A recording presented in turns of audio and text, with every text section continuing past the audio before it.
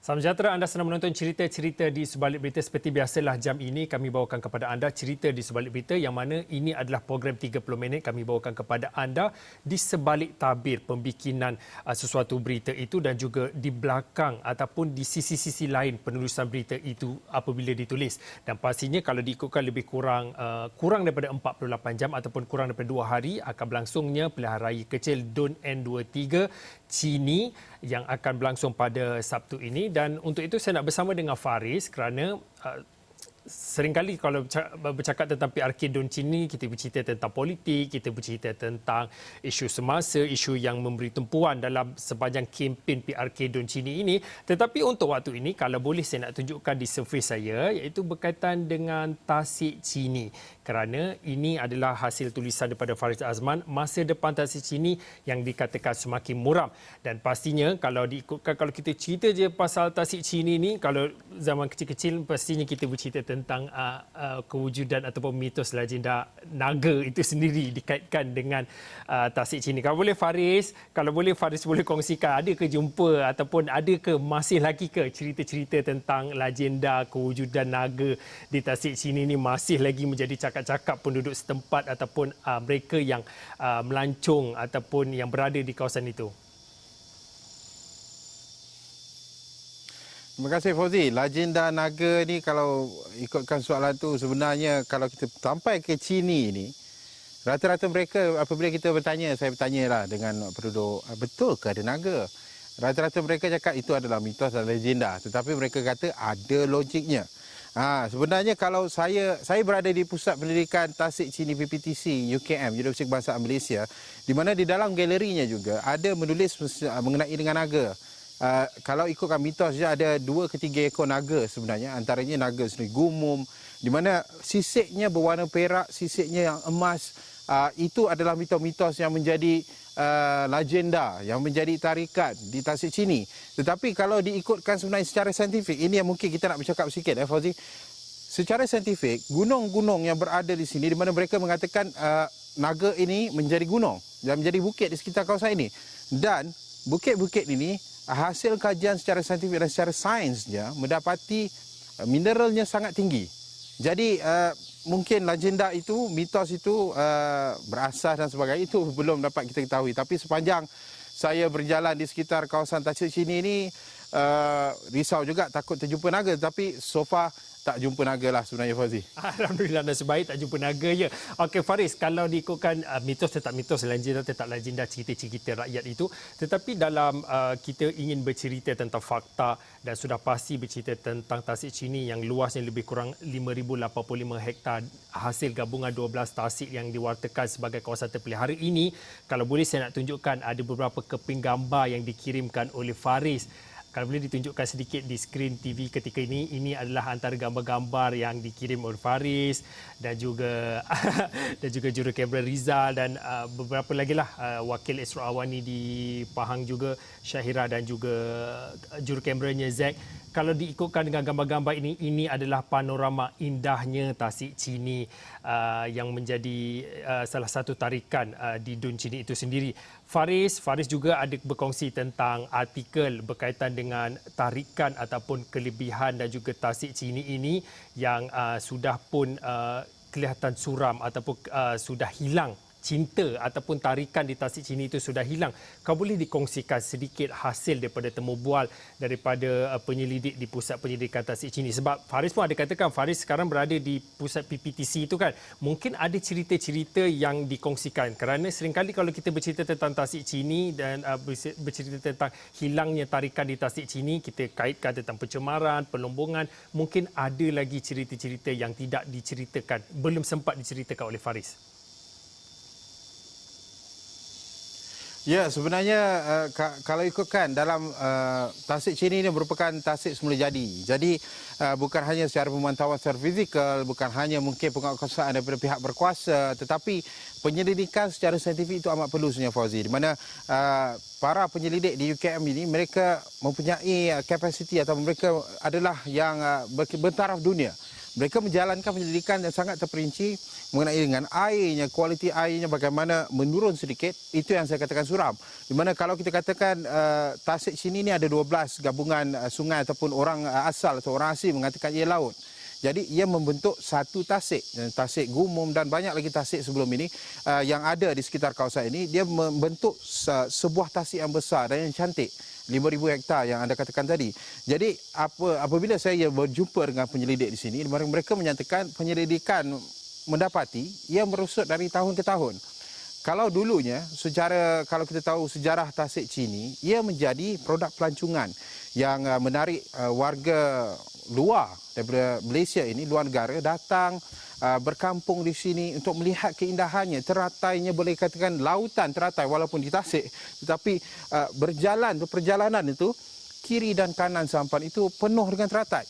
Tetapi apabila saya berjumpa dengan penyelidik, apa yang berlaku sebenarnya pada dalam beberapa tahun yang lalu, teratai ini musnah akibat boleh katakan satu spesies alien, tumbuhan yang asing di mana datang daripada Afrika, iaitu namanya ekor kucing.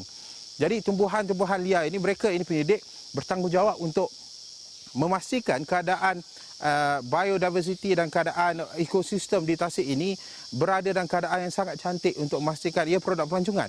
Lebih ramai pengunjung akan datang. Jadi isunya adalah pencemaran itu ada beberapa faktor. Antaranya pencemaran disebabkan oleh hakisan tanah mendapan dan disebabkan oleh ekosistem terganggu kerana hakisan tanah itu masuk ke dalam Tasik. Ekoran pencerobohan haram. Kawasan ini penuh dengan mineral.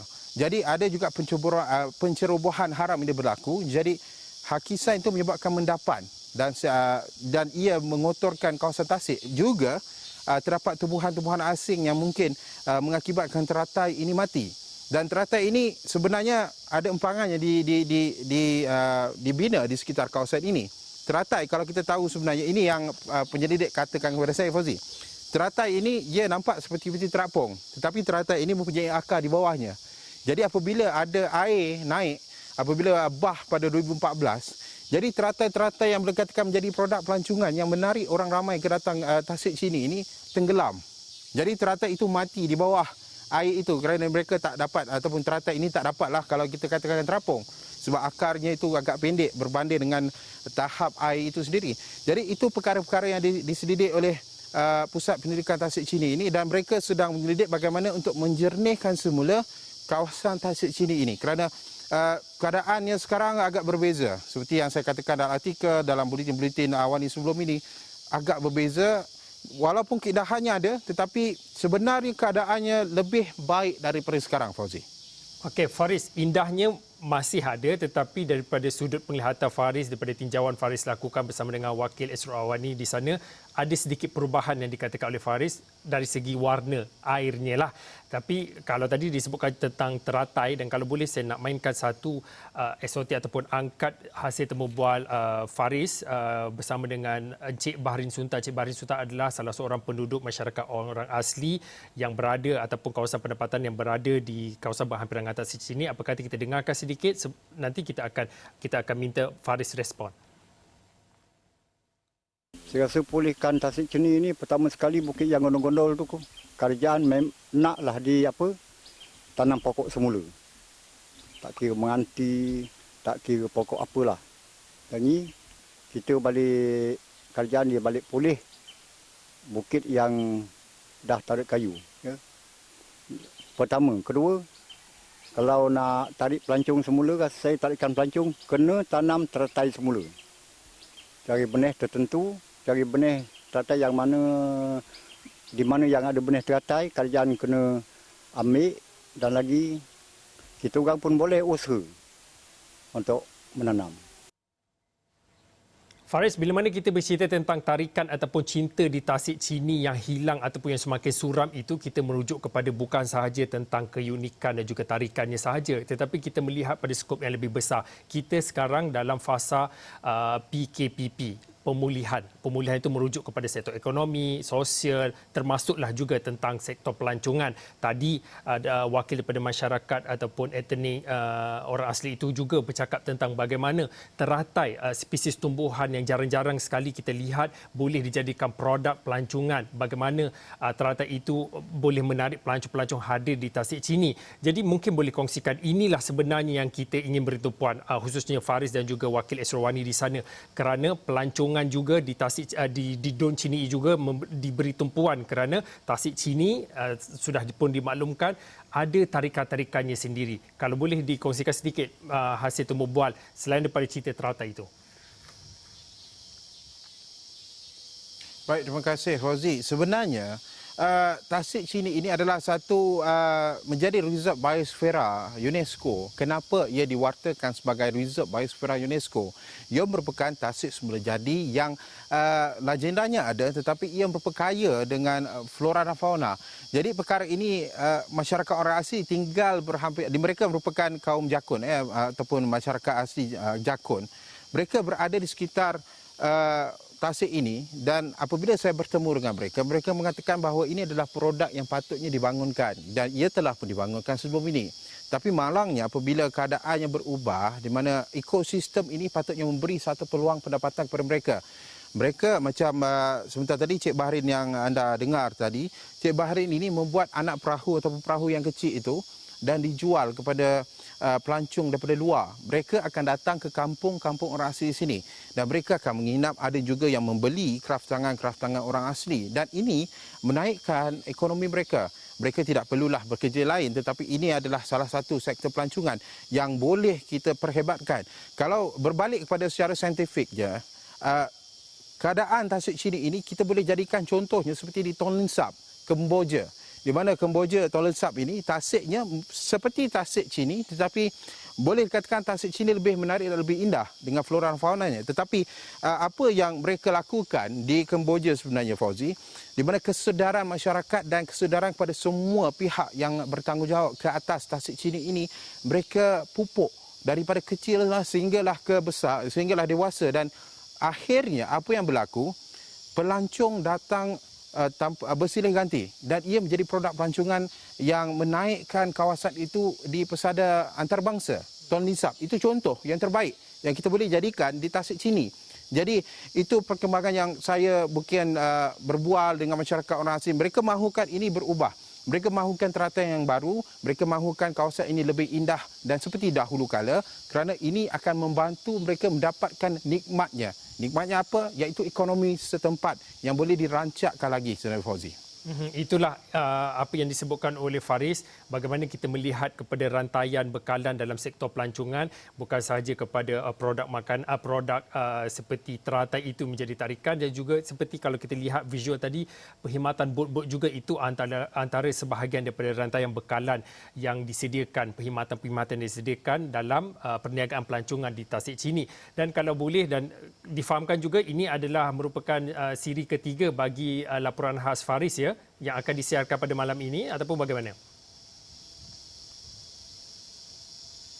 Baik, untuk membuat laporan khas ini sebagai pengamal media, kita tak boleh membuat mungkin masalah saja, tapi kita perlu mencari bagaimana jalan penyelesaiannya. Dan malam ini sebenarnya, semalam saya bertemu dengan Menteri Besar Pahang, Datuk Seri Wan Rosli Wan Ismail, mengatakan bahawa perkara ini telah pun berlanjutan. Apa mungkin langkah kerajaan negeri? Dan beliau telah pun mengatakan bahawa ada langkah-langkah yang telah pun dibuat, terutamanya antara rancangan khas Tasik Chini iaitu RKK, dan pelbagai rancangan-rancangan telah pun dijalankan. Dan saya temu bual beliau turut memberikan bahawa Tasik Chini ini penguatkuasaannya lebih ketat untuk memastikan tiada pencemaran alam dan pencemaran itu dapat dikurangkan sekaligus dalam tempoh 10 tahun rakyat di sekitar kawasan Chini ini bakal menikmati semula keadaan pelancongan yang seperti dahulu. Dan Fauzi, kalau mungkin boleh kita dengarkan apa sedikit kata Menteri Besar Pahang. Komitmen kerajaan negeri yang pertama sekali dalam surat esko pada tahun lepas, bukan pada tahun ini.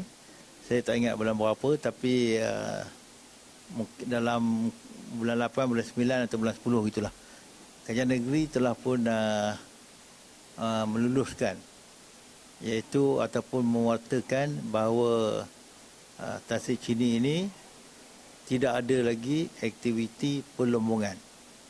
Itu yang pertama. Dan kita telah mewaterkan lebih kurang 4,000 hektar di Tasik Chini ini sebagai kawasan hutan simpan. Ini bermakna tidak ada aktiviti pelombongan dan sebagainya. Dan ini kita buat tahun lepas ni. Bukan sebab PRK orang kata Tasik Chini apa semua ni, baru kita nak buat. Maknanya kita berharap supaya penduduk di sini dapat memikirkan bahawa kerajaan telah memikirkan awal lagi perkara ni. Dan ini menunjukkan bahawa kita sangat prihatin dengan Tasik Chini ini. Dan sekarang ni kita juga meminta supaya penguatkuasaan dihebatkan di Tasik Chini tersebut supaya kita dapat mencegah. Itu jelas Menteri Bersama Hang Datuk Seri Wan Rosli Wan Ismail mengenai dengan bagaimana komitmen kerajaan negeri untuk membantu melaksanakan penguatkuasaan, begitu juga untuk memastikan tiada lagi aktiviti-aktiviti yang boleh mengganggu gugat ekosistem di kawasan ini, Sungai Fauzi. Dan saya berada di pelantar ini pelantar Pusat Pendidikan PBTC UKM 6 meter, dan ini dibina semata-mata untuk para pendidik melakukan tugasan mereka. Jadi pelbagai sektor ataupun faktor-faktor yang perlu menjadi unite ataupun satu kerjasama ini. Di antara pendidik, penguatkuasa, masyarakat kesedarannya. Jadi semua ini perlu bergabung menjadi satu untuk menyelamatkan Tasik Chini yang menjadi produk pelancongan. Tasik Chini ini sangat-sangat terkenal di dunia dan tasik kedua terbesar di Malaysia. Jadi ini amat penting sebenarnya untuk semua melihat bagaimana ekosistem ini dapat dipelihara dan menjadi produk pelancongan, memberi manfaat kepada semua yang ada di sini, Sungai Fauzi. Okey, baiklah, terima kasih kepada Faris atas perkongsian dan juga cerita yang cukup menarik pada saya berkaitan dengan cinta ataupun tarikan Tasik Chini itu. Selain daripada kita cerita tentang kempen, bahan kempen yang tinggal ataupun bakinya lebih kurang 2 hari ini, terima kasih Faris atas cerita yang dikongsikan tentang bagaimana tarikan dan juga cinta Tasik Chini itu boleh kita kembalikan, sekaligus boleh mengembalikan sektor pelancongan yang dahulunya sudah ada, kini dilihat kelihatan suram, dan seperti yang dikatakan oleh masyarakat orang asli kaum Jakun itu juga perlu diberi perhatian. Tak kiralah sesiapa saja yang akan menang pada 4 Julai ini, pastinya sektor pelancongan perlu diberi keutamaan. Saya kira itu saja untuk waktu ini cerita. Selepas ini kembali cerita yang lain pula bersama dengan Wakil Esro Awani di Johor.